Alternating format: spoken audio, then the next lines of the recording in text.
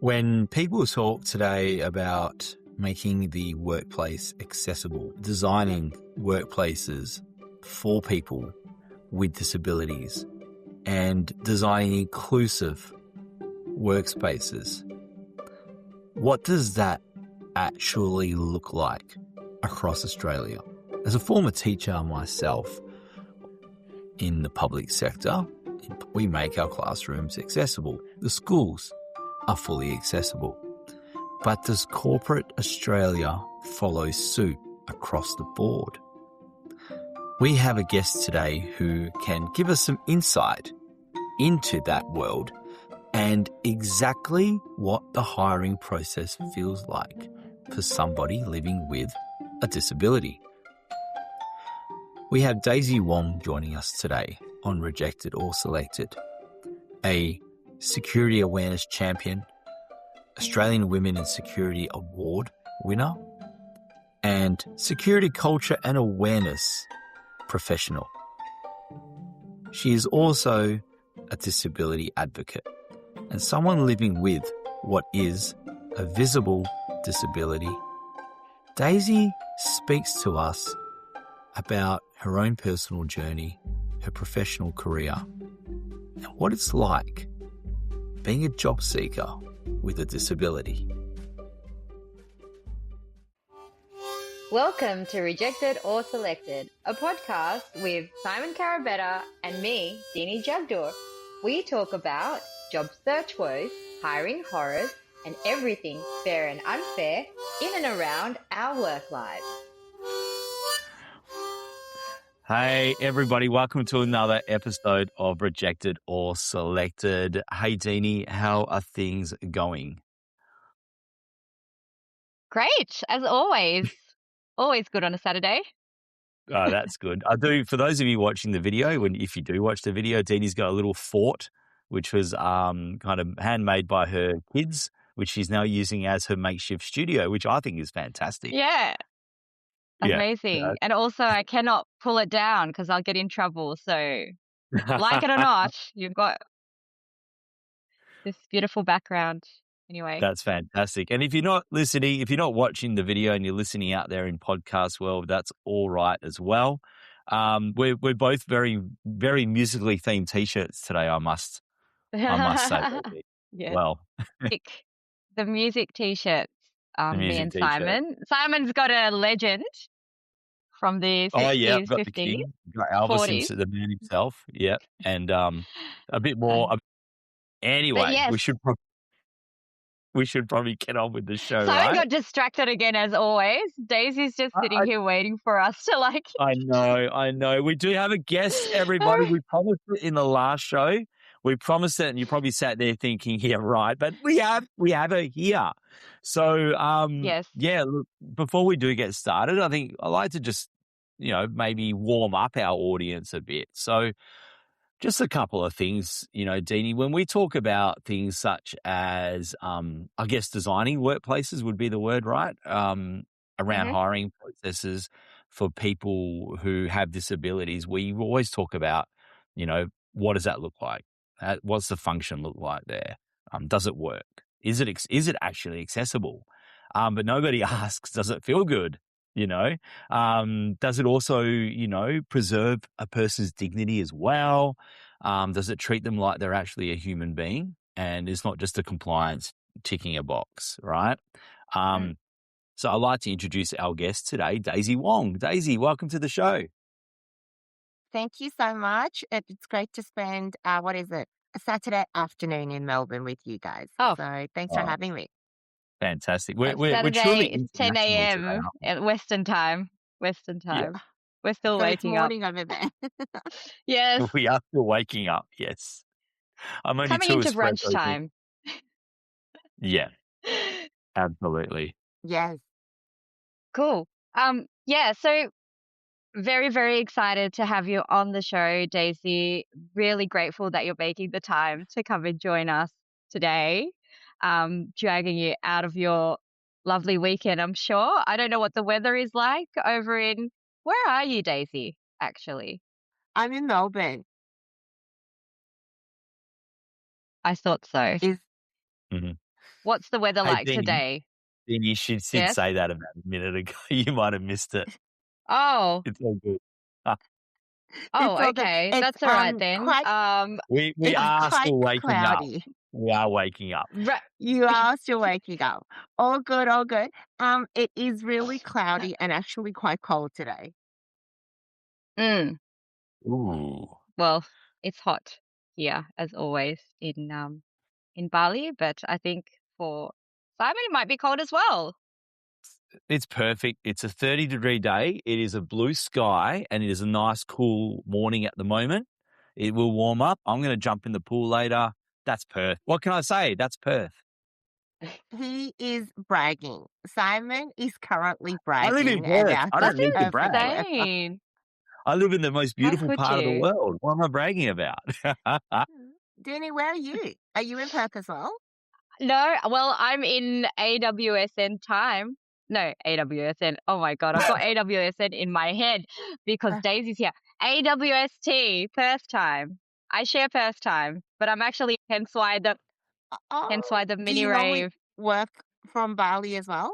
I do, yes, remote. Oh, Yeah, that's I'm one so of those nice. annoyingly lucky people, as most people say, Oh, to that's great. find. Yeah, no, Retrospect Labs. I'm gonna do a plug of my company, not mine, obviously. I work there.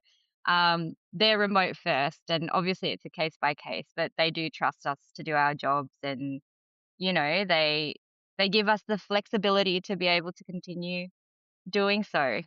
But to be fair, I am one of the exception. Everyone else is in Yeah. Australia. And so, Yeah. Deanie and Daisy, Yes. speaking of the faux pas of AWSN that you just Yes. basically, obviously it's a Freudian slip. It's on your Segue. mind.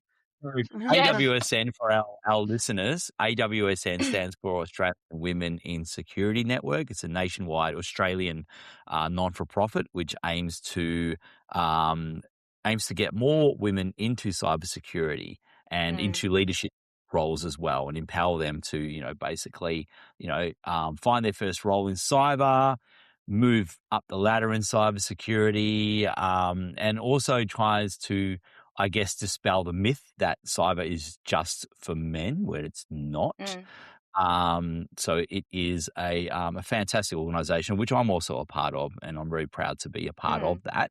But I guess, Daisy, segue into our first question for you.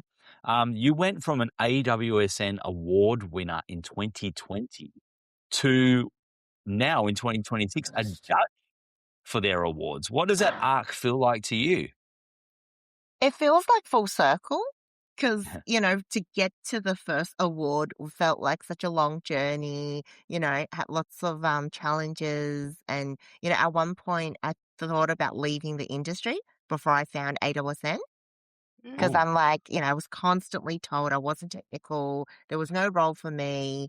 So then to go from that to finding my support network from, through AWSN, making my friends, meeting my mentors, to then,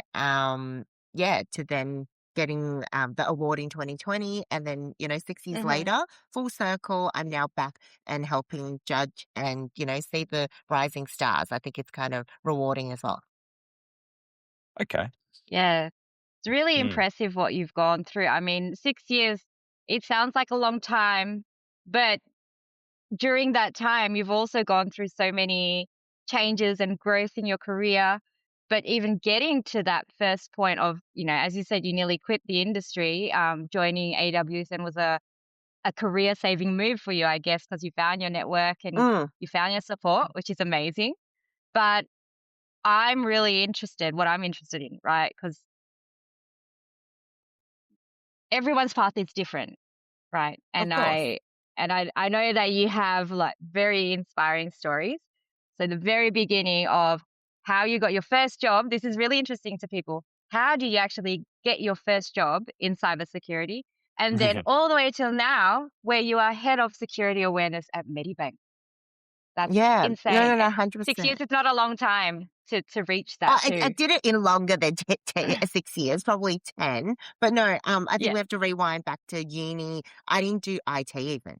So, before we talk about how you get into cyber, I didn't even do an IT degree. Cybersecurity courses didn't exist. I actually did marketing and, graduated with a business degree. I actually have 4 degrees. Yes, high achiever, but I also didn't want to work. So I did 2 bachelors and 2 masters in 4 years. I didn't fail anything. I just was a full-time professional student. After 6 years, 4 degrees under my belt, which I don't recommend unless you're really like studying like me, because I would say for your listeners, if they are studying or looking, I think I was a little bit overqualified on paper. And that is something I will remind people. On Yeah. paper, I was too qualified because I had no experience to back it up. So you're this master holder. Well, so what have you done? Tutoring? Literally was my answer. And Wow. obviously for your listeners who can't see or don't know, I'm a wheelchair user. I have a physical disability. So, when I was younger, getting part-time work was quite difficult as well. So then that was kind of uni after uni. I was lucky, but I also worked really hard. I got into a graduate program at IBM. So that was my first IT job, foray into the industry. I was a project coordinator, did that for 2 years and 8 months. And I thought graduates were the cheapest. We were, and then we were the most dispensable. The role was made redundant after 2 years and 8 months. Yeah. So I graduated, did really well at uni, got a job before I graduated, really proud. Yeah. And then 2 years, 8 months, bye, you're just not, not worth keeping, was Yeah. basically how I felt. Oh. And then that's when I was very lucky I did fall into cyber. And how did I do that? I literally just sat on Seek, scrolling through roles. And then there was a role, because I was a project coordinator before. There was this role called project scheduler. And I'm like, sure, same, but different. I applied. Lo and behold, that was a role straight into the penetration testing team at NAB. I didn't know what a penetration Cool. Yeah. test was. I didn't know what cybersecurity was, but they'd like, can you like organize things and, herd cats? And I'm like, sure, I could do that. So I did that.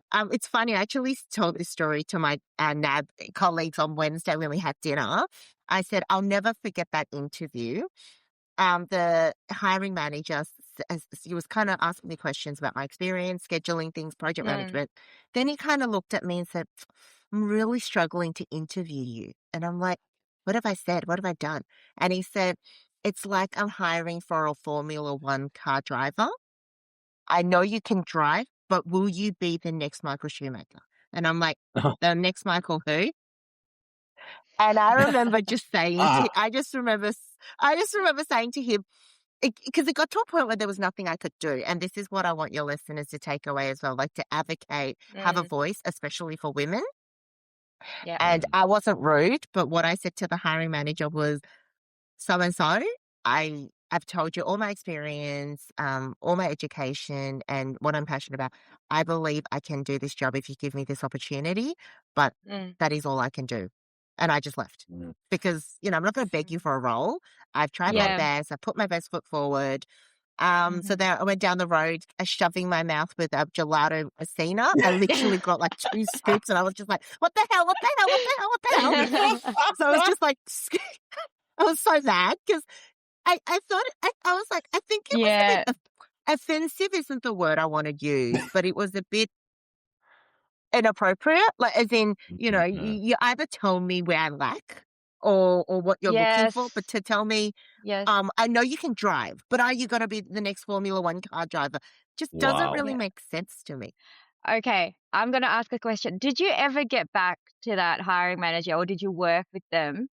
And did you Yeah, find out I why they asked that? Like, why did they frame it in that way?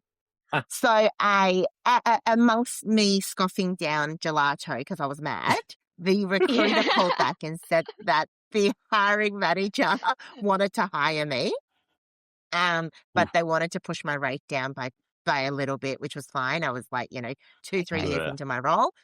Yeah. So I called my mentor, ex-manager, and he's like, Daisy, it's your next role. It's just Yeah. like, Yeah. your next you're early in your career, $20 a day is nothing. So I did. So I did end up working with him and I did ask him and he said, I just didn't know how. He was like, I knew you had potential, but I didn't know what to do with you because you were so different. Mm. The team Is had that been do all you men Oh, before. okay. Yeah. Yeah. When he said that, like initially in the beginning, did you have any assumption or feel like, oh, is this because of my disability? Or, I think more did that come female. Yeah. female? I think Okay. all of it. So I felt like he, Wow. when I joined the team, I was like, okay, it makes sense. They were all cookie Mm, cutter, all men, all technical men. yes. And then I kind of Yes. come in with, I didn't have bright pink, but I did go purple. Okay. But as in like, personality wise, I was always quite Yeah, yeah. outgoing, Yeah. extroverted, and quite I loud. think that would have helped too, Yeah. though. That would have helped because if you're quiet, in that Yeah. kind of environment, you need to be heard, right? Mm. Yeah, so then Mm. that was that. And again, like I said, that was my first job in cyber, fell into it, Mm. had to learn what a penetration test was. And then that's when I started translating penetration testing reports. I don't know if you've seen them. They're quite Yes, technical, or just like absolutely. CVSS scores and Yes, vulnerabilities and fix this, yes. fix that. You have to explain And everything. I had to write them yeah, one time, so yeah. yeah, exactly. So did that. I did the translating to the business because I was at NAB. Mm. And then I remember I was probably 3.5 years into this role, and I am very happy to admit, and it sounds very weird to say, and both of you will be like, how? I didn't know what a career was and what I wanted from my career at that point. Mm-hmm. Genuinely, I Not had a job. not so Mm. how, not so how. No. I can relate to that. I Yeah, can Yep. like Yep. definitely Yep. relate to that. because people are like, but how? Like, I'm like, what do you mean how? They're like, you're so Uh, out there. You so love your career now. I'm like, Yeah, yeah, yeah, but I'm yeah, just yeah, yeah. like, it took a while. Mm. And I think what my wake up call was, that second role at NAB was also made redundant. So I had two Yeah, that's roles insane. made redundant. Talk about rejected or selected. I definitely feel rejected. Okay. Because I had two redundancies before the age of 30. That's wow. insane. Because my first redundancy I experienced at 40, and that was such that was a different experience. It was very, Yeah. very hard. And Yes. you going through it twice in a Mm. short space Yeah. of time, it's like you're fast tracking your actual career part life cycle, you know? So you're Yeah. already I experienced by the time you're 30. You've gone yeah, through I two think so. redundancies. I think so. Simon, you want to say something? Yeah. Look. Love the share, Daisy, because something you said earlier about your personality, and Deanie, I think you ran with that about the fact that your personality, you're outgoing, you're a bit louder than other Mm, people, probably did you a favor in getting that role. yeah. And isn't it a shame though that if you are a woman or identifying as a woman and disabled as well, that Mm, you have to have a certain personality in order. I'm not saying you have to, but in order to get yourself, make yourself competitive for a certain role, especially in the tech field. yeah. What would be your advice, I guess, for somebody that is a woman going for their first role in cyber or in the wider tech field and hasn't Mm, got an outgoing personality or isn't an extrovert like you are? Yeah. of How course. do they get themselves above all the other, I guess, applicants? Yeah, I think that's a really good And question, again, and I say sorry, and this I'm a not lot. saying that you have to, but when we No, get a no, no, hiring no, no. manager who is very old school and does favor hiring of men because they like to hire people like them. Yes, of course. So I feel like, that goes to maybe personal branding. Now, Mm. Mm. I think I say this a lot. Like, when I decided to put into my career, I went to more networking events. I asked the questions you've just asked me. And the Mm. advice I got was just be yourself, and you need to be authentic Yes. and Mm. really find what you're good at and what you enjoy. But when people ask me, oh, we see you all over LinkedIn, you do so much. Obviously, yes, I do. But you both have children. I do not. My child is a dog who lives like a king anyway, but I have a little bit more of the personal Yeah, time. But apart yeah. from that, I always say to build your personal brand, you don't just need to be loud. You don't have to dye your hair pink. I would be pink regardless of if I was in this industry. And that's really important. Do you know what I mean? It needs to be authentic. Love it. Like, you don't do it because Yeah. of the industry. But I also think there's No, other no. ways you can build your personal brand. Like, there's a lot of like writing blog posts, being active on LinkedIn behind the screen as well. I also know people who go to conferences who don't present, but they're solid attendees, and people still remember them. Mm, Like, yeah, so yeah. I just think you need to find your way to shine. And that's the thing. I'm really Mm, conscious that because I'm so outgoing, because I'm so extroverted and like talking, that people think the way to succeed in any career, tech or cyber or whatnot, is to be loud and extroverted. I think there is mm. space for everyone. And I think it's Yes. Yes, just, we Yeah, need to yeah, be yeah. like, we just need to nurture that. Yeah. Yeah, I think 100%. what you said, finding your own way to shine is really useful. Like I think that would be valuable for our listeners because yes, people think, oh, you have to make a lot of noise, you have to be seen, you have to, Yeah. and then what happens is if you're not naturally like that, it will eat your energy and you will be miserable. Like it's Yeah. not That's the right. way to live, right? That's right. Mm. 100%. Wow. Thanks for sharing that, Daisy, because I know there are a lot of, I attend a lot of events, a lot of networking events here Mm. in Perth, Yeah. particularly mostly around cybersecurity and a lot to do with AWSN. So we have a lot of women in attendance, a lot of young women who are graduates, students trying to find their first role or very new to cybersecurity who do ask me a lot of the time. Sorry, I'm just clicking my fingers because my kids are starting to speak in the background there. Who ask me a lot All of the good. time, isn't that bad? I have to click the fingers. Um, Ask me a lot of the time, like, how do I, I guess, climb the ladder and proceed? I want to go for a promotion, or I'm looking for my first role, and I can tell straight away from that conversation they are a bit more. They do hold back a bit more. They may be a bit more Mm. introverted, or not Mm, as loud, I guess, is the word we want to use. So a lot of the time, I don't necessarily talk about the personal branding, which I think is a great piece of advice. Thank you, Daisy. Mm. Our mm, listeners will really yeah. take that away, but I do talk a lot about visibility, putting Yeah. yourself out there and actually attending more of these events and asking questions. You don't necessarily have to be the conference speaker, like you said. I'm so glad you touched on that because this is what I was going Mm. to say. Be the one in the back room that puts your hand up and asks a Yeah, Yeah. really yeah, good yeah. question. Ask questions. Yeah, 100%, because I know that's that I've right. spoken at a few events myself, and the people I always remember the audience, the ones that are putting the hand up and have the Yeah. really good 100%. questions. Yeah. Or you could also be the one who does really good conference recaps. Do you know what I mean? Ah, Mm, Like, you don't need to be, you can yeah, create your niche. You can be yeah, like yeah, the one, like, who is really good at doing conference reels and, highlight reels. Or if you're not yeah, confident in presenting, if you're able to grab the speakers afterwards and just say, do you mind if I ask you a question about your, presentation, about how you think yeah. about this conference? I think there's a lot of ways now that you can be visible. But I also Mm, think it takes practice. So, like, I yeah, was always I was always a chatterbox even as a kid, but I would say it's taken me probably a long time to get this comfortable in front of a camera or an audience. mm, So, like, mm, just because, I look really comfortable now doesn't mean I was. And my first yeah, kind of foray into this was probably an AWSN, it was during COVID. It was an AWSN like webinar that I was moderating. And I remember okay. my friends like, "You sound a bit nervous." I was like, "Was I?" And because it was my first one.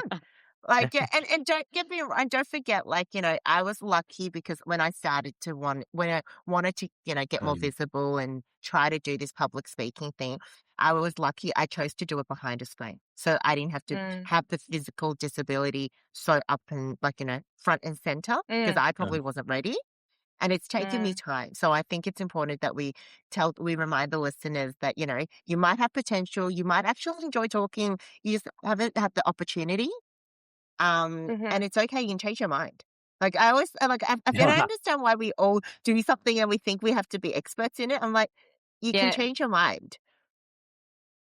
Like, but you also, can do a panel and decide you never want to speak again, and that's okay as well. yeah, yeah, exactly. You can't be an expert your first go. I mean, some people can maybe, but for Mm. normal human beings like us, there's a process, right? You normal, start, you make mistakes. Yeah, like regular, regular. non-genius, talented, you know, born with some kind of magical power that can Mm. perform right Exactly. away. I don't know. I think There's you always a touched on it. process. I think you touched on that in our last episode, Deanie, about your husband who knew from the age of 15 what he wanted Oh to do. And he's yeah, awesome let's at not it. even So, talk about him. He's just sorry, Daisy. My husband, he's a French chef. He's been trained in culinary since he was 15 years old. He knew what he wanted to do, and he was so good at it that, like, from the beginning. And he's still, Wow. he's still in that industry. And I always tell him, like, you are so lucky because a lot of us, we don't know Yeah. what we can Yeah. do. It's a long process to find It what you're is. comfortable in. Yeah. So Yeah. Yeah. I've always been envious of people who know what they want to do and they 100%. just work towards it. While I feel like I was like, I think I'm good at this, but that's the thing. Like, I never thought, again, I was always good at speaking, but I never knew that could be part of the job. Right. Because, I Yeah. never wanted to be a celebrity. I wasn't going to be a singer or an actor. That's not really Yeah. my Yeah. jam, right? But it's Yeah. kind of nice how you can then, just merge, what you're interested in and what you're good at together. Yeah. Going back to you were at NAB, that was your first, intense cybersecurity role in the pen testing. We would say, Team? what's a good word to say? Yeah. And doing the scheduling and then reports. What Yes. happened next? That role was made redundant, like I said, not naming names, Yes. but I definitely had challenges there where a hiring manager kept telling me that I wasn't technical. I remember before the redundancy happened, I was there for, 3 years and I was starting to think about the next step. And I remember Yeah. asking my people leader, my manager, I said, "Oh, can you give me some advice? What should I do next?" And they were not interested. "You're not very technical, Daisy. Maybe project management or maybe awareness." And I was like, "What?" And they, again, I'm trying to be very hard not to, keep them anonymous, but they Yeah. would always ask me, They. "How's your dog?" And I'm like, "My dog's fine, thank you." Like, as in, every time when I asked a serious question, instead of just like, "I'm Diverting. sorry, Daisy, I Yeah. don't divert," but "How's your dog? How's How's Cupcake?" your My dog's name is Cupcake. dog? Yeah, Wow. always. And I'm like, what? And I have said this before. I will say it again. We all know about ASA Cyber Conference, largest Australian cybersecurity conference. The whole Yes. team was given a ticket. I was not. And the answer was, "You're not." Why? That's it. You're on a kick. Yeah. Yeah. And I was like, "Oh, I would have really liked to go." And he's like, "Yeah, but it's a very technical conference, Daisy, very It is technical." not Hey, look after even. your Oh my dog. God. Yeah, yeah. And I'm like, yeah. And then That's now, annoying. obviously, I have presented there quite a few times. I also got an Mm. award from ASA last year. But like, it's not that but I just think, yeah. Anyway, so that was that experience. Do you ever And feel then tempted to due like to that, just tag them in? no. Like, I think enough. people, Here's a I picture of think, my I award. think I'm people tagging who my know entire me, team. I think people who know me know who I'm talking about. Okay. And Brilliant. I mean, Hi. I'll put it on the record on your podcast, right? I'll put it on the Yeah. record on your Ooh, podcast. do If it. they haven't listened to it, if they have the decency and the courage to just apologize, I'm happy to I'm happy to let it go. I don't hold grudges because Nice. I've got better things to do. But I Okay. have seen since seen them, they have never apologized and continue to ask about my dog and also ask if he was still alive. This only happened last year. Kind of speechless. Maybe, okay, giving them the benefit of the doubt. Maybe they Yeah, feel of like course. unsure how to approach that whole thing. And then Yes. the way to make things like we're good is how's your dog? That Yeah. Look, I don't okay, know. I'm very I don't know. balanced as a person. To Yeah, rewind, I think you'd have to I'm never think. going to make an excuse for their behavior or how they acted. However, No I way. think they really struggled with a female, loud, pink-haired person in their team. And it's and he also underestimated me. Instead of Yes, giving me an opportunity, he just absolutely. went, she's good for laughs, relationship building, all that, what we call soft skills, which I don't really like as a Oh, Mm. term anyway. Skills are skills. Why does that have to be yes. soft or hard? Um, but like, I think Salt eggs. can you cut that, Simon? They They? just decided They, um they. they underestimated, but that's okay because they did me a favor, and one of my mentors back then said your redundancies are going to be a blessing. You're going to look back and thank Yes. them. And obviously when you're younger you're like, screw this, absolutely not, my life is ending. Mm. But I Yeah. will admit that, and I've said this on other podcasts and conferences, when that role at NAB ended, 2 redundancies in a row, it really hit my confidence because I was like, I've Yeah. done everything right. I did uni so well. I got a job before I graduated. I don't Mm. do anything bad. I don't make bad Mm. decisions. Like, thought I was just following the straight and narrow. So it's like, what is going on? And Yeah. obviously, constantly being told that I wasn't technical enough. I genuinely felt that there wasn't space for me in the cyber industry. Genuinely. Okay. And I was very lucky that I found AWSN, like I said, because that's when I met Mm. Jackie, Lucille, the founder. I met Melissa Mizurako, my mentor, who's still a really good friend. And Yeah. they really helped me see that there are other aspects of cyber that wasn't it wasn't as technical. Now, I know Mm. Jackie's also not a fan of people saying you don't need to be technical in cyber. I don't agree with that statement. I Yes. think, Yeah. I think it's important you appreciate technical concepts, cybersecurity as a whole. Mm-hmm. I just don't 100%. think you need to be on the tools. That's all. I agree. Appreciate and understand cybersecurity. I think that's also fair. It kind of takes 2 things to tango, Absolutely. right?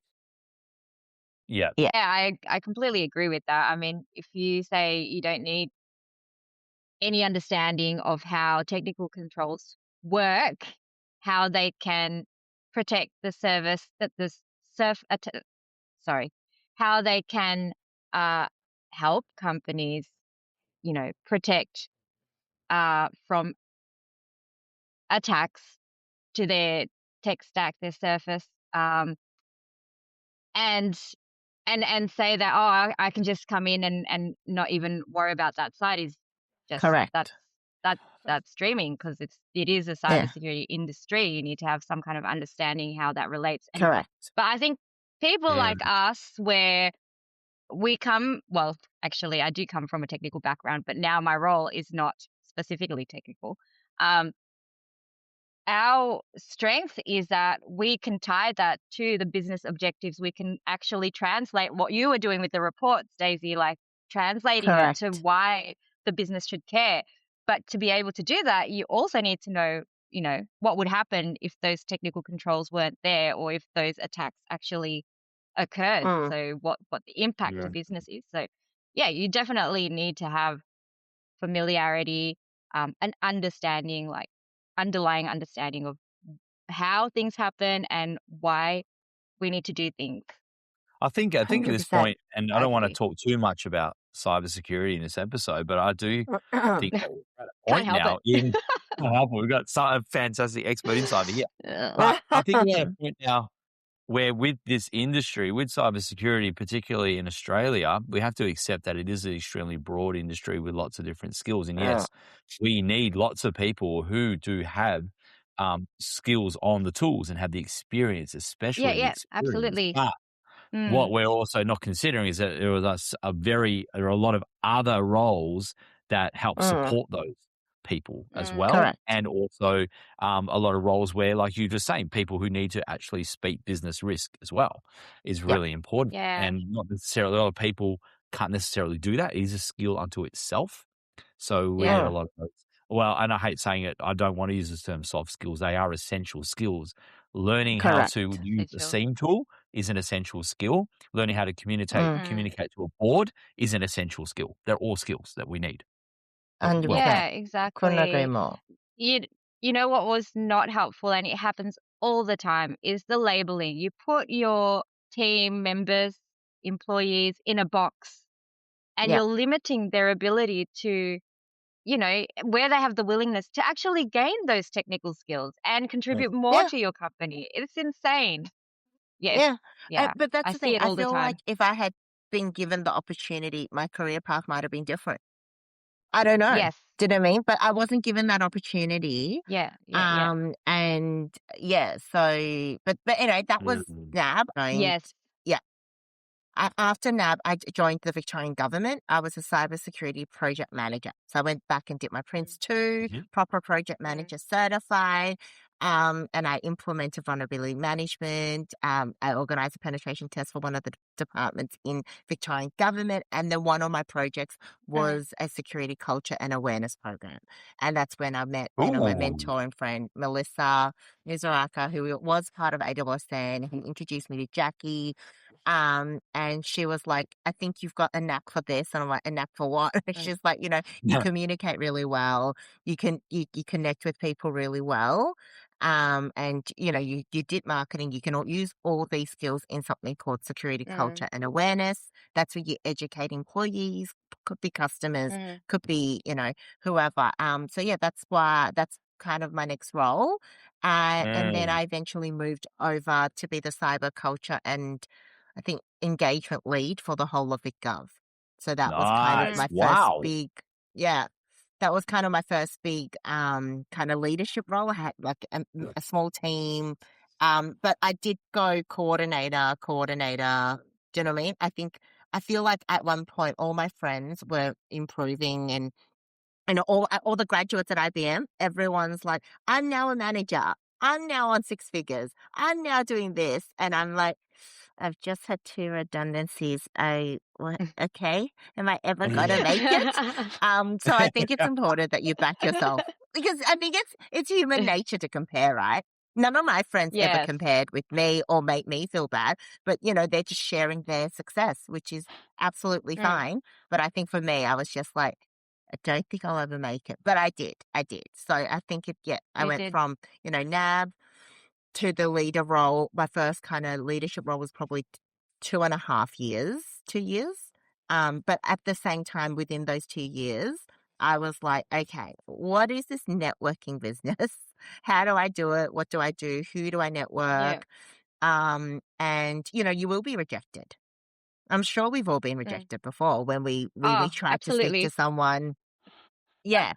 And now kind of people coming to me, I try not to reject anyone, but I'm a firm believer. You know how when people always say, like, if you get a mentor, help those who Yeah. are rising. I completely agree, but they also need to help themselves. Like I've had situations Yes. when people ask me for help and I tell them about all these networking events that they can attend, how Mm. to get a, free ticket to ASA, you volunteer. I give them all this and then they just say, can you get me a job? And I'm like, no, I cannot, unfortunately. Yeah. How audacious. Yes. Yes. I mean, don't ask, don't get, as Nabil said. Yeah. But yeah, that's True. it's got to be a two-way street, right? Yeah, you got to put in the 100%. effort And yeah, also. you need to ask and also put in the effort. And Yeah. to be honest, Yeah. Daisy, yeah. getting back to we were talking about earlier, and we're not going to beat around the bush. You said it earlier. You use a wheelchair. Um, Hmm. I really want to ask you personally, how do you find the process going for a job, but not just even going for a job when you enter a new workplace? Is there anything that you find that is dehumanizing for you? Oh, 100%. I do think we're getting better. So let me preface that we are getting better as an industry, not just tech, but just overall corporate, which is obviously what I've been working in. But there's a lot of like, a lot of times when you apply for a job, like you don't know if you're going to get interviewed. So you're not going to do that much Mm. research. But as soon as the moment you get the interview, I always need to ask, is it wheelchair accessible? Where's Mm. parking? I once did an interview many, many moons ago. I spent $80 on parking because that was the closest accessible Whoa. for myself. This was like 10 years ago. So $80 was Mm. even more money back then as That's a younger, insane. yeah.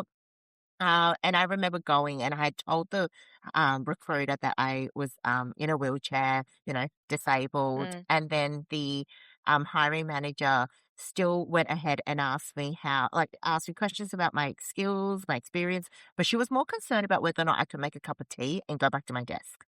Mm, And I just felt really discriminated, like, as in, why are you not focusing on my experience, my yeah, yeah, interests, yeah, my yeah. expertise? No. Yeah, she was really like, it was like she was fixated on my disability. Like, she's never Oh, seen a rare exotic animal and that's how I'm being serious. Like, No, I I feel get like it. Yeah. sometimes hiring managers or just managers who have never managed or had a person in the team in a Mm, wheelchair, they don't know how to react. yeah. And that's okay. But I think the rule of thumb for me is just ask. Do you know what I Mm, mean? Like, don't make and assumptions of what I can or can't do, but also yeah. treat everyone equally. So I yes. remember asking that particular hiring manager, what is your work from home policy? And keep in mind, this was pre-COVID, so it wasn't as Yeah. common. However, Yeah. I started my career at IBM and NAB. They both supported work from home. So I always did Mm, like 2 or 3 days. And it's not because I'm lazy or because I'm entitled, because I'm in No. a wheelchair. It's because I drive with my hands. So, the commute from, my house. And again, I need to mm, drive because that's the most accessible way for transport for me. It takes 45 minutes. My hands, my yeah. back, things get tired. Oh. Yeah. But yeah, and I remember that hiring manager saying, I work from home once a week, but I don't expect you to, unless it's a special occasion. And I'm just like, okay, no worries. There was no Tell like, me about your culture. yeah, Without telling me about your culture. yeah. But to add to that, it's really systemic that we think like, working from home is a bad thing or disability is a bad thing. Because I Mm, remember, after the redundancy at NAB, they gave us a professional mentor, like a coach, career coach. mm, And I had a couple of sessions with her. And in between this, I remember going for the interview in government at one of the Victorian government departments, and she said, "How did the interview go?" I said, "Yes, good." I answered everything. She's like, "Did you ask any questions?" I said, "Yeah, I asked about the flexibility and adjustments made for me." mm. And she's like, "Oh, I wouldn't have asked that. Oh, no, no, that might have jeopardized your chance." And I'm like, Uh, No.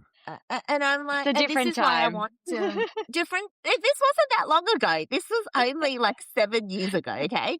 Oh, okay. But Not I, in the I, 70s or yeah, 80s. no, no, no. This was 7 years ago. And I think Yeah. it still happens now. Yeah, but it Yeah. doesn't Yeah. help Yeah. because Yeah. then I feel like some hiring managers do have hesitations in hiring someone with a disability because this Mm, is it's like this perpetual cycle of disabled people need more. They can't perform as well. So to save all the hassle, let's just not hire them. that's the assumptions, right? That's the That is the assumptions that assumptions. you've Yeah, come which is across. really sad Yeah. because it's not true. And I genuinely think, people with a disability are very resourceful. Mm.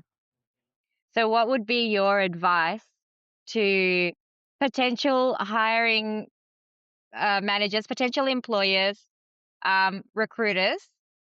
Yeah. You know, what would be your advice in terms of hiring someone with a disability? The advice would be to obviously give everyone the same equal opportunity, but also Mm. ask. Mm, You'll be surprised because we are very, very resourceful. And also, mm, yes, I'm in a wheelchair, but I'm sure like you both would agree. You see me at more conferences than most people, just because yeah. I'm in a wheelchair doesn't mean you can't do it.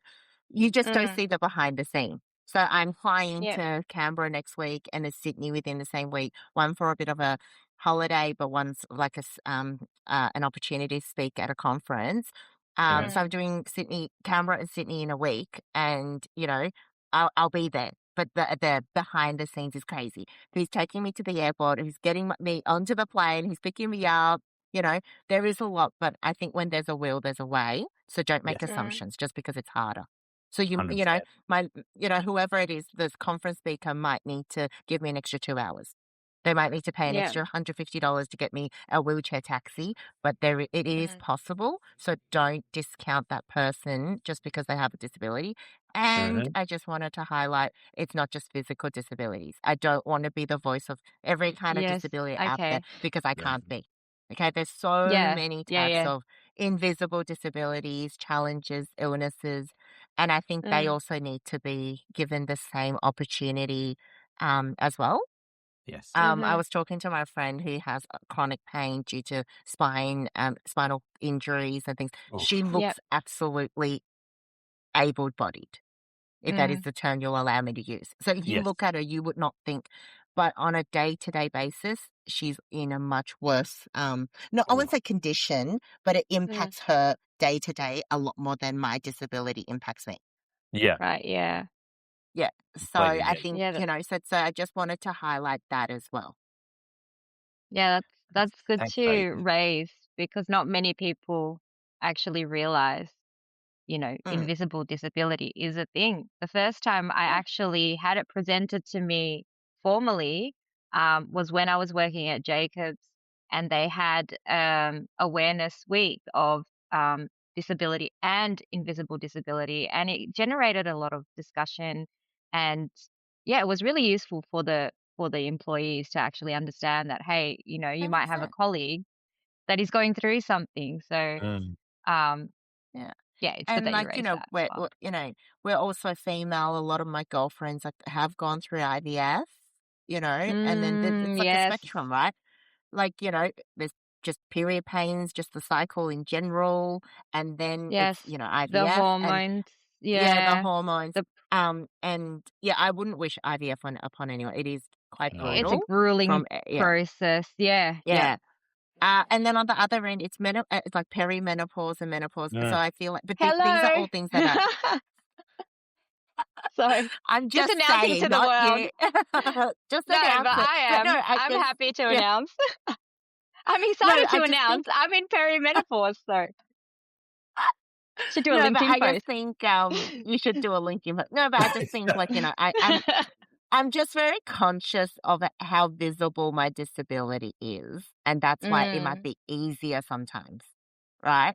I see where Gotcha. you're coming from. Yes. So I just, yeah, that's why I say I just want to highlight that I have one disability and it Mm, happens to be visible, but there are mm, a lot that are hidden or invisible, and yeah, that we shouldn't Mm. ignore.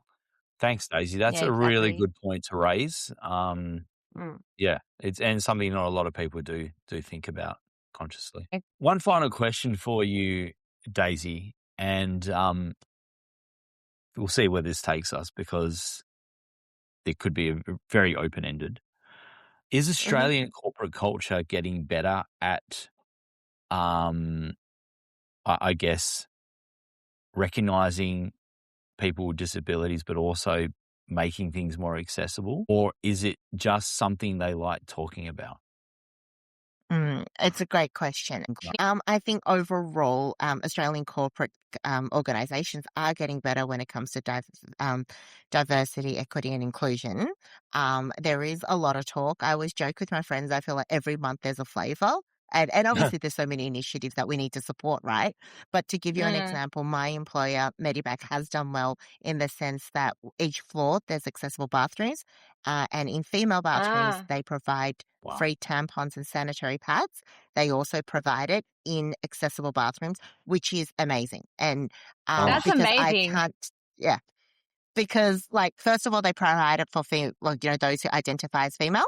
But not only Yeah. that, it's in the unisex accessible bathrooms, which is not found Okay. usually because it's wow. unisex. Yeah, yeah, Yes. yes. That's Yeah. good. So I do think, and I also think culturally we're getting better at like, I don't feel, I was really funny when I was in the pen testing team, I would, have my period, not feeling great. And they would keep asking me questions. And I remember we had to come up with a code word. And I was like, I'm delicate. They're like, okay, Daisy's delicate. We'll handle it later. Because like they felt really That's uncomfortable so because I would be like, I've got cool. my period. They're like, oh my God. And I'm like, Oh, Jesus Christ. man. So we came up with the word delicate. I'm like, I'm delicate. They're like, okay, we get you. But obviously that was a mutually agreed term between me and my friends. Yeah. Okay. Don't Yeah. go around Yeah. telling everyone it's delicate. So I do think Mm. there's, I think it's two-pronged. I think it's good that we're talking about it, right? Because I Mm. can now tell people that I've got my period pain or whatever, and people Yeah. generally don't bat an eyelid. Okay. That's Yeah. good. But are we getting better? Yes, but very slowly. And I think there is still more Mm. we can do. Like I Yeah. am still having to remind some male colleagues, hey, can we not do meetings 8:30 to 9:30 because a lot of the female colleagues or a lot of those who have kids, because men also drop kids off, that a Yes. lot of our colleagues have Yes. meetings, so have to have Mm, drop-offs. So why do we have to do mm. the meeting at 8:30 to 9:30? Yeah. And they were like, yeah, but Yes. like, 9 o'clock stand up. And I literally challenged them like, do you not have something else you can do until 9:30? And they're like, of course I do. I'm like, great, move the stand up to 9:30. Yeah. Like, But yeah. why Love it. have meetings before 9 o'clock? That's really rude, I feel, nowadays. Yeah. That's No, but I that's got to just, be a yeah, international war yeah, crime right there because No, like, what time do you expect your staff to start working? Like 7, yeah, so they can be prepared by 8 and then have their meeting. It's insane. Like, you need yeah. time yeah, to actually, if you have a desk, get to your desk, collect your thoughts, go yeah, through everything, then have your meeting. Like, before yeah, 9 o'clock, I mean, come on. yeah. Exactly. And I just We're feel So, so, often it's it's the 2026, for God's sake. yeah. yeah, exactly. So, yeah, so I think we are getting better, but there's still lots to do. Mm, And obviously we will have to do it collectively, like you guys with this amazing podcast and just sharing Thank the you. word and spreading it far and wide. So I think, absolutely. they're Okay. getting better, but we need to do more. Yeah. Okay. I know you said it's the last question, Simon, but I really want to Yeah. ask this question.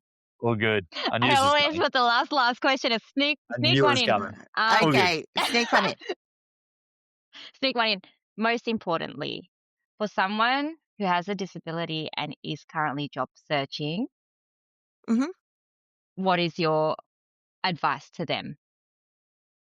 I would say just put yourself out there. You're unfortunately going to be rejected first before you'll probably get selected. And it's all the Mm, things we spoke about today.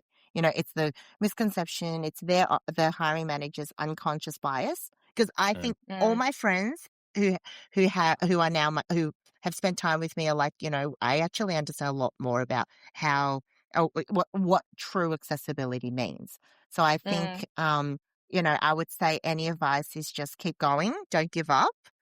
And and just unfortunately you will have to deal with rejection, but that doesn't mean you're redundant. So I always say this when Yes.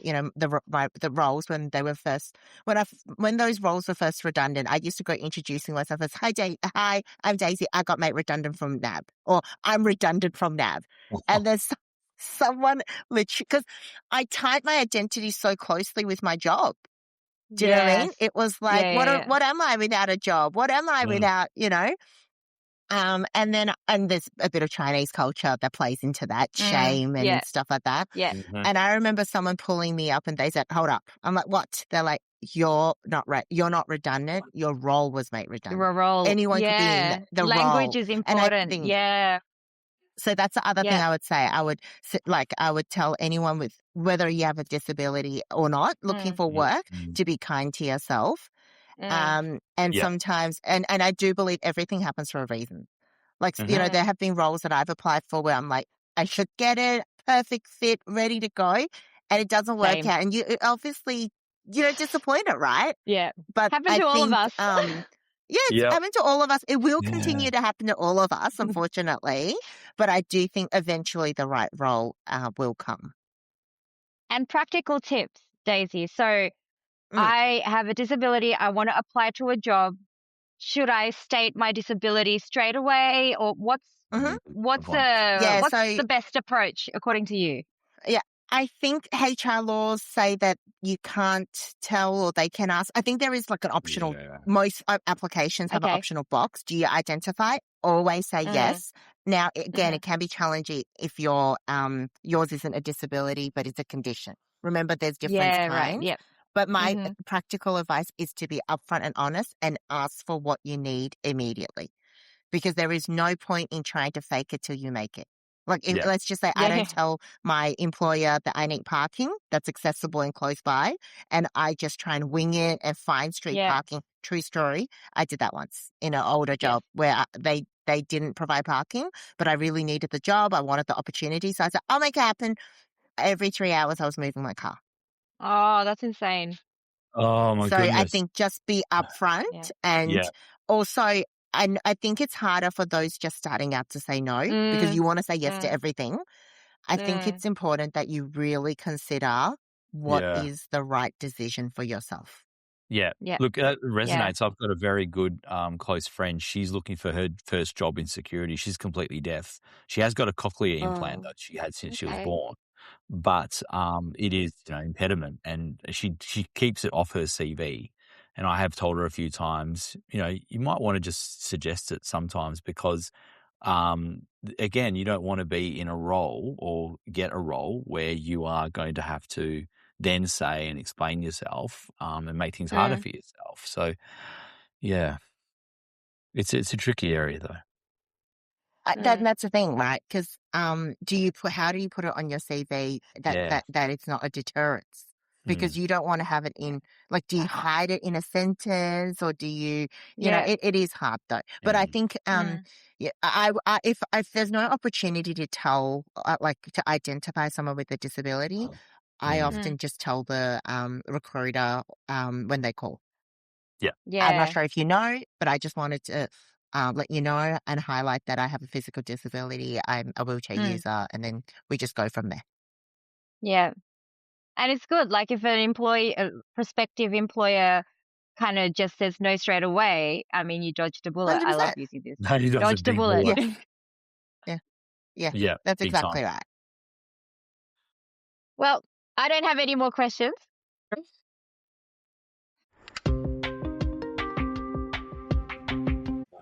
But yes, thank you so much for joining us today, Daisy.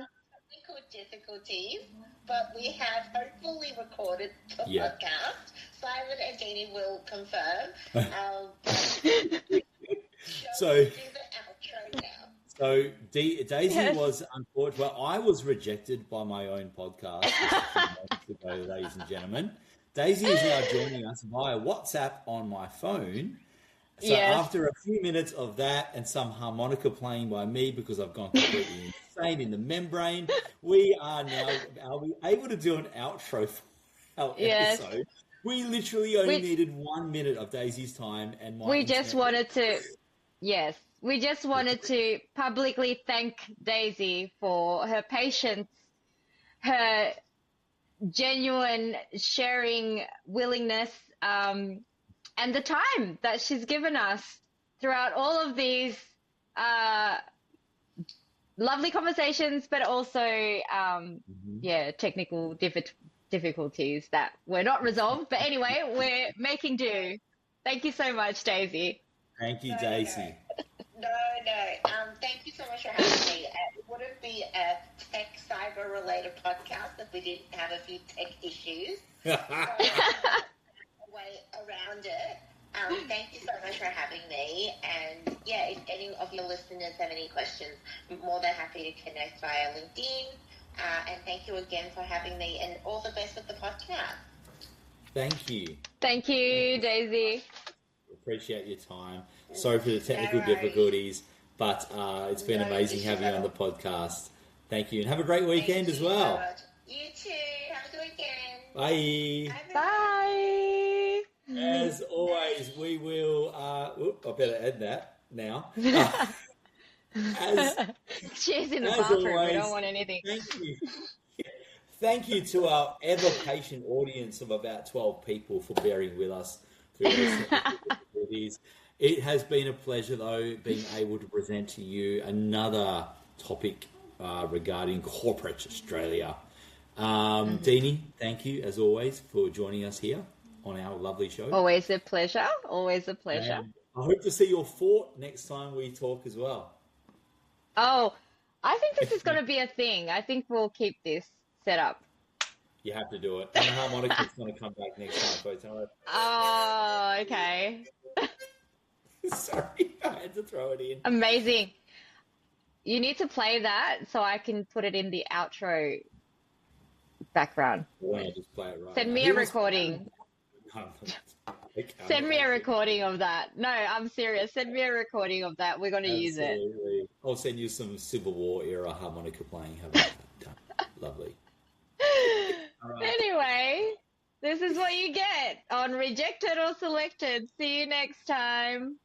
See ya. Bye. Ciao, arrivederci.